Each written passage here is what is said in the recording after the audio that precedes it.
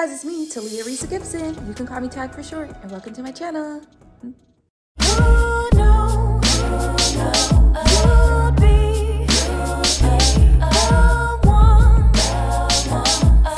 Like, comment, subscribe.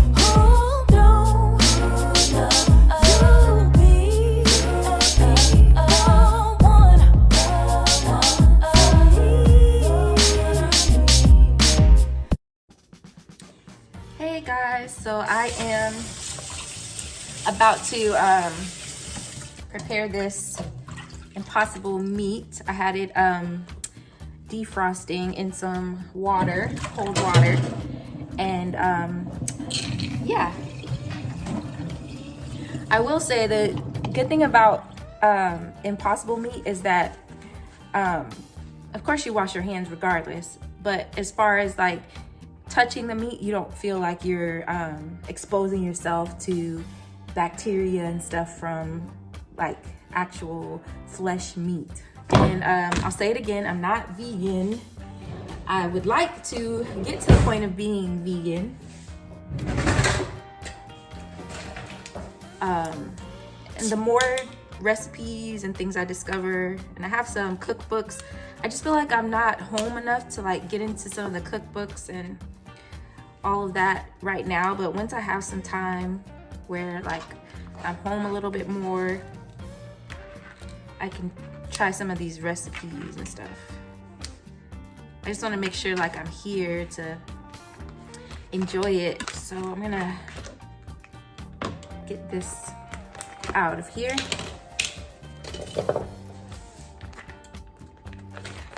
And then I'll show you guys what I'm gonna do to season it up for some tacos. So when I come back from the gym, I will have dinner already ready to go.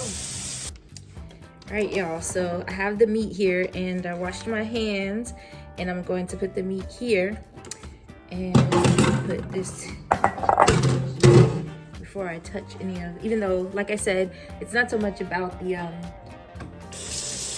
bacteria with this kind of meat. It's just more so having that sticky stuff on your hands when you're touching other things. So I'm gonna get some seasonings together. Okay, so I'm gonna use some salt. I'm going to use some ground red pepper. Give it a little kick.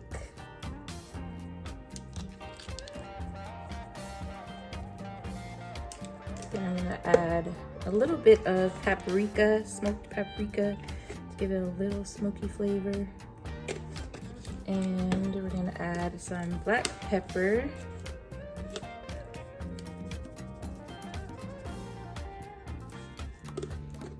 And some of this cumin. So I'm just doing my own seasoning. And some chili powder.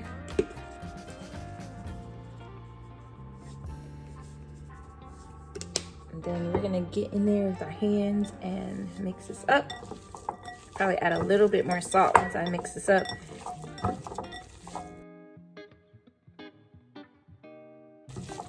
It's funny because they do put stuff in here to try to make it look more like actual meat, so. But, and I think that's just more for people to give them that sensation, for those who have a hard time giving up meat, which I get it. I know there's people who are like vegans for the sake of animal sake, like just really like humane reasons. And so they're like, they get offended when people say they want something that feels like real meat. Like they say things like, why would you want to have something that feels like real meat? Like it's not supposed to. And so what I'm gonna do is heat up a skillet.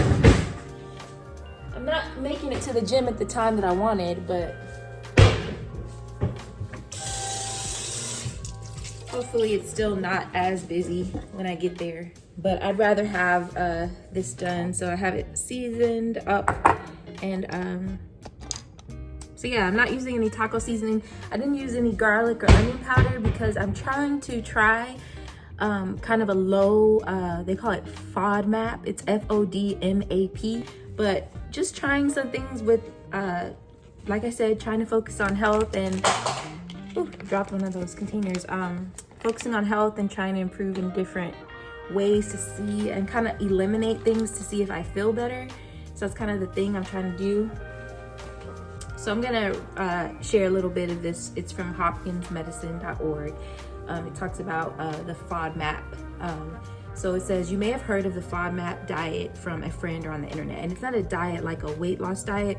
It's just talking about like what you eat, pretty much.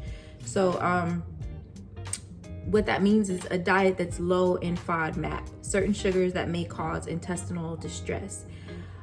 It can help with your gut health and things like that, which is helpful for someone like me who has endometriosis as well. So FODMAP stands for, the F stands for fermentable, the O stands for oligosaccharides. I don't know if I said that right. The D stands for disaccharides. M is monosaccharides. The A stands for and the last letter P stands for polyols. I don't know if I said all those words right, but basically they're short chain sugars or carbohydrates that the small intestine absorbs poorly. So some people can experience digestive distress after eating them. And so, like I said, I'm just trying to eliminate things for a while to see how I feel. So foods that are high in FODMAP, in those like sugar, carb things, foods that are high in those can cause issues with gut health. So that could be dairy-based milk, yogurt, ice cream, wheat-based products like cereal, bread, certain crackers, beans and lentils. So like trying to keep beans and lentils out, which is hard because like I like beans and rice and stuff like that. So that's hard. But I'm gonna take a break and see how I feel. Some vegetables like artichokes, asparagus, onions, and garlic. So that's why I haven't used any onion or garlic powder in my seasoning. Now it gets hard if you go out to eat somewhere else, because I mean garlic is great. Like people use onions and garlic and everything, and garlic has health benefits too. But it was just saying that it can cause issues for some people. So I'm just trying to take things out and see how I feel. Some fruits, even apples, cherries, pears, and peaches. Also guys, mangoes, which if you know me, mangoes have my heart. And so I'm gonna stay away from them for a while and just see if I feel any difference. And then, like I said, if I remove stuff out, then slowly maybe start adding something in. Like if I start feeling different and I notice a change, then slowly start adding things back in, and then I'll know what to keep in and what to keep out. So if I remove some of these things for a while and just see how I feel, then I can go from there. Now, foods that are low in FODMAP, which are the ones that I would want to stick to, are eggs. It even mentioned meat, but for me, like I'm trying to eat less meat and more vegetables, fruit, and then also like impossible meat for tacos and stuff like that. And then when I do eat actual meat, just kind of sticking to like chicken or turkey or seafood, not so much beef or pork. It says cheese, but I'm trying to stay away from cheese unless it's vegan cheese, which I'm gonna try this mozzarella one to see if I like it. And then nut milks like almond milk or oat milk, grains like rice, quinoa, oats, so you can still have some rice in there, vegetables like eggplant, potatoes, tomatoes, cucumbers, and zucchini. I'm being a little careful with fresh tomatoes. It just depends. Fruits like grapes, oranges, strawberries, blueberries, pineapple, those are low FODMAP, so those were good. But yeah, just process of elimination, trying to see what works and what doesn't work. But I'm gonna start making these this meat. All right, so my pan is warmed up, so I'm gonna put some oil. I'm gonna do some olive oil just to get in there. And then I'm gonna get this impossible meat in there. Cook it till it's browned up.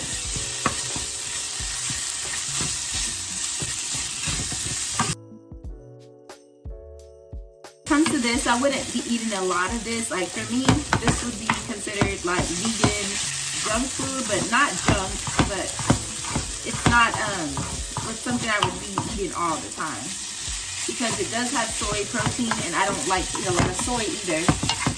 So I don't think soy is on the low FODMAP list, but I would have to look and see.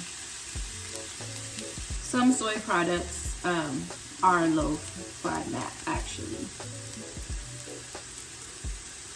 Definitely would not have this all the time.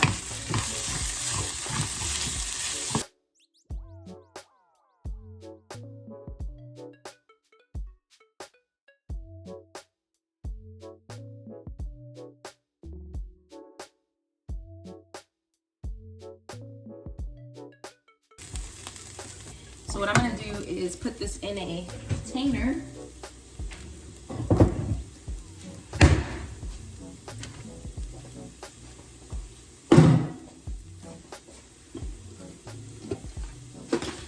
In a container,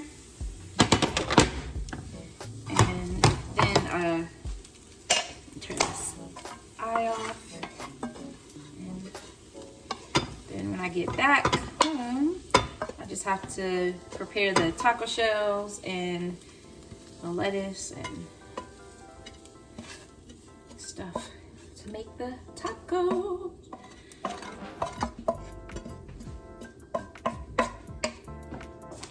Alright, and so I'll be ready when I come back home. Well, y'all, I'm about to go to the gym, then I will come back and I'll show you guys my tacos. So I made it here to the gym. Hey guys, so I'm just leaving the gym.